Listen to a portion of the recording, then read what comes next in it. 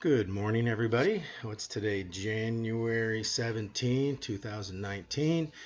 And I'm just getting ready to head into the office. And actually, I'm going to attend a training most of the day, if you will, on the indigenous culture here in British Columbia in Canada, and just hear more about their culture and different cultures, different traditions, different rituals, things of that nature. So I'm looking forward to that here in just a couple of hours. But I wanted to talk very briefly today about, and which is interesting. I'm going to speak briefly on the topic of, if you will, kind of, shall I say, being brief. What I mean by that is that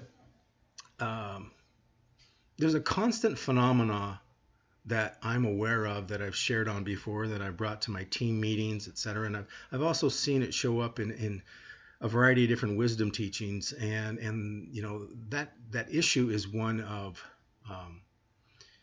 how we live in both a society that is in a world it's full of a lot of challenges and pain for people, adversity, and there's an incredible focus, of course, as we all right now are all aware right now, on themes of victimization, hurt, and pain, trauma, what we call ACEs, adverse childhood experiences, etc. And the impact that has on us as human beings, and of course that impact. The narrative around that is that it isn't good. So there's a tremendous amount of energy around that. And out of that energy, people are asking for all sorts of help and support. And so society and us as individuals are, if you will, our hearts go out, or we're, shall I say, even seduced by that. And as a society, as a world, we respond by creating all sorts of services and programs, etc. And anyway, I have watched this for decades, and mostly from a depth psychology, transpersonal, position, because that's where that's what seems to offer an explanation, a position, a vision of it all that has some meaning, and that'll be for you to explore. But what I wanted to highlight today was just this reality that there's all this pain going on, and whether it be nationally or whether it be in your own living room, and I certainly see it from day to day with the families and individuals that I work with. And my response to that is that at a minimum, every week I send out a weekly email to about almost 500 parents and families, and those emails are full of resources.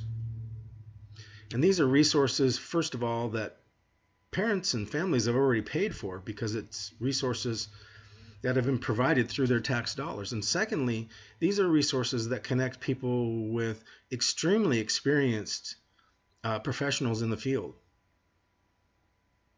And you'd think that because people are in so much pain and suffering, and because their expressed desire is to get support and help, that they would be flocking to these events. They would be eager to receive the emails that I send out every week, and look at all the exciting opportunities that are available for educating themselves, and for making their lives, and their personal lives and family lives, and workplaces better and healthier. But it was last Tuesday, like many other groups in my parent leadership group, I asked the group, how many of you have taken a look at the email that I sent out just a couple of days ago? Some really powerful, beneficial resources in there. And out of a group of 10, maybe one hand goes up. Most of the time, no hands go up. Now, don't you find that curious? Don't you find that, wouldn't that be a huge curiosity? Wouldn't that be kind of like a, what do you want to call it? Leave you perplexed. It's like, what's going on here? It's like we've got all these people screaming for services, and yet very few people access those services. You see, to me, and as I've said before in my videos, that is one of the biggest red herrings that just doesn't get talked about. It gets talked about in wisdom teachings, but it doesn't get talked about at the mainstream level, at the level that you and I are going to have a conversation, at the level that you can have conversations with yourself, if you will, and with your spouse or partner and with your family members. And that's where these conversations really need to take place. And, we live in a society that I've mentioned that right now is just saturated with this inflated sense of entitlement and indulgence. For whatever reason, I mean, I don't think anybody could disagree, is that, there's just this push for instant. Everybody wants all their information. Everybody wants everything instantly at the click of a button, at the swipe of a finger, whatever it is. And, and I was talking to my colleagues in my team meeting yesterday, and I was describing this phenomenon to them, and they're all shaking their heads in agreement. Yeah, they're experiencing the same thing. They see the same thing that I see. But we all also acknowledge that we live in a society, and even they said, I receive emails or what have you, and maybe get to see video clips or whatever, but they say, if I have to spend any more than 3 to 5 minutes looking at it, I probably won't watch the whole thing. So if this is what I'm saying, this idea of instant gratification, which is linked to the immature mind in the sense of entitlement and indulgence, it's permeated to the degree that it even, manifests itself for people like myself and other people who know better, who have spent years and years and years studying different theories. And we know how important it is to have a comprehensive understanding of certain things, of anything really, if you want to have any authority, if you want to be effective at all. And yet, simultaneously, concurrently, there is this inflated sense of entitlement and indulgence that just wants to spoon feed us pre-digested, 5-minute, 3-minute clips, and that's about all anybody can take. And, it brings to mind a couple of things. One is, there's a little saying, it's called, a little knowledge is a dangerous thing. And, right now, again, the seduction is we get a little bit of knowledge and people try to run with that and think it's enough. But actually it isn't. It's just an indulgence. It's just based upon a feeling of immature entitlement. A little knowledge is a dangerous thing. And there's another story that we often tell in the Parent Leadership Group. It's a Zen story. It's called The Devil and His Friend. And basically it just says, one day the devil and this friend were walking down a path, and they see something on the ground, and the friend stoops over to pick it up, and it's a piece of truth.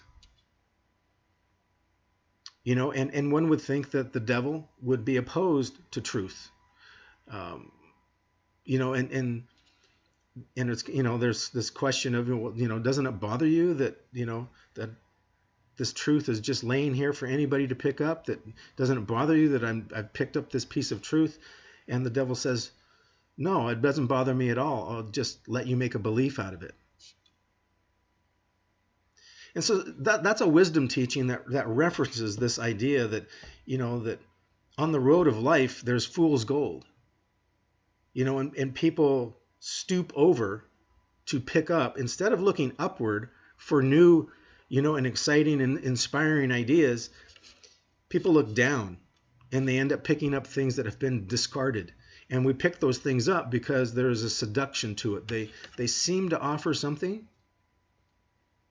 these little ideas, but they're just little bits and pieces of things. And then people take those and then they try to apply them in life. And what they're doing is see, that's what I was saying, a little knowledge can be a dangerous thing, because then somebody takes a small nugget of something and they take it out of context. They don't do what's necessary. They don't do the adult work, the adult mature work of the study, of developing a real understanding, which takes time. And we know this, don't we? Grown-up people, we know this, that if anybody's going to be good at anything, it's an undertaking. You really have to commit yourself to the study of it, to the discipline of it. We know that.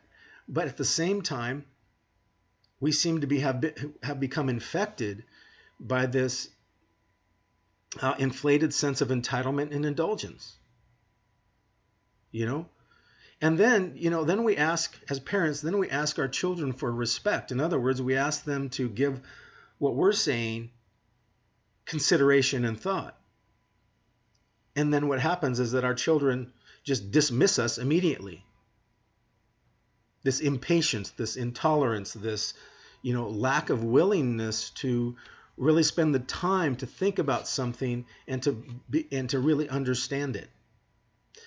Now, you certainly, one could forgive that, to a child and maybe even an adolescence. That's part of being a teenager. That's part of being a kid. That's part of being immature. But really, it's I would say, inexcusable for an adult. Especially because as adults, we want our kids to look up to us as sources of wisdom, as sources of clarity, as sources of reason, as sources of peace, as sources of maturity. And part of that is, delayed gratification. Part of that is the tenacity to stay with a piece of information, to study a piece of information. It's about making sacrifices. Oh yeah, sure. Who wouldn't like to, know everything in the world in 5 minutes or 3 minutes? But that doesn't happen that way. Sacrifices are required. For the parents that I send emails to, etc., with all these resources, yeah, they may have to take an hour or two of sick leave or wellness leave or, vacation leave or, reshuffle their schedule for that week so they can attend a particular lecture. But, to attend a particular lecture with a well-educated professional in the field would cost hundreds of dollars. Or you want to have an individual session with one of these folks, it's going to cost you hundreds of dollars. And these events are coming to people for free. So, when our children look up to us and they see that we're making sacrifices for an honorable cause, then they too, that's good leadership. Then they too, are more likely to do the same thing, to follow our lead. Parents always say they want to be the best leaders possible. Then this is what leadership looks like. So I say, parents, please be careful.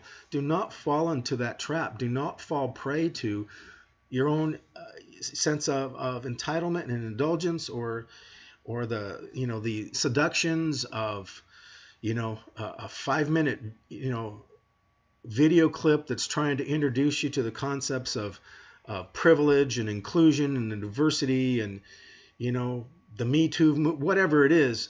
All these things that are going on in the world, I know, can be very overwhelming.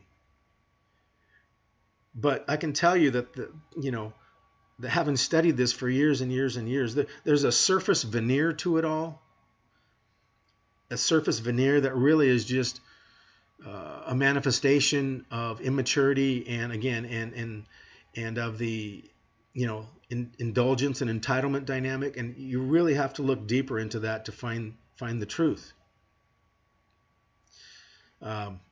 So, parents, please, does this make some sense?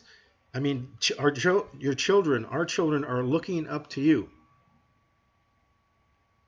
to be able to display the resiliency and the tenacity and the responsibility to look deeper into what's going on in life, into what's going on in your family, in your own lives, in your personal life, to attend lectures, to watch a video clip, watch a debate going on between these scholars and knowledgeable people in the world right now. And some of these debates for instance, on YouTube that I watch regularly are an hour and a half, 2 hours long. Parents are always asking me, John, how can I deepen my knowledge? How can I understand this the way that you understand it? And it's kind of like, be careful what you ask for, because this is just a snippet of what I do. And I say, when I drive to work in the morning, I have a 45-minute commute. I'm listening to lectures. When I'm driving home at night, 45-minute commute, I'm listening to lectures. When I'm sitting in my office and I'm just doing routine administrative tasks, I'm listening to lectures. And that's what it's about, entering into a discipline, entering into a practice. And and again, here's the dichotomy or what have you. It's like you got people over here going, geez, I want to know more. I want to know more. And then when I say this is how you know more, that's kind of where they drop the ball. No, I'd rather have a 3-minute kind of thing or a 5-minute. And it's like, there's nothing mature about that. Really, it's just quite ordinary. It's just kind of going with the contemporary, themes of entitlement and indulgence. But if you want to stand out, if you want to be the best leader that you can be, if you want to fulfill your heart's desire to really love and respect the people around you, then dig in and do what's necessary, do the honorable thing. Because in your own heart, it's the thing to do. So everything here, what I'm talking about is a personal call to leadership. It's a personal vocation, a calling to fulfill your own heart's desire.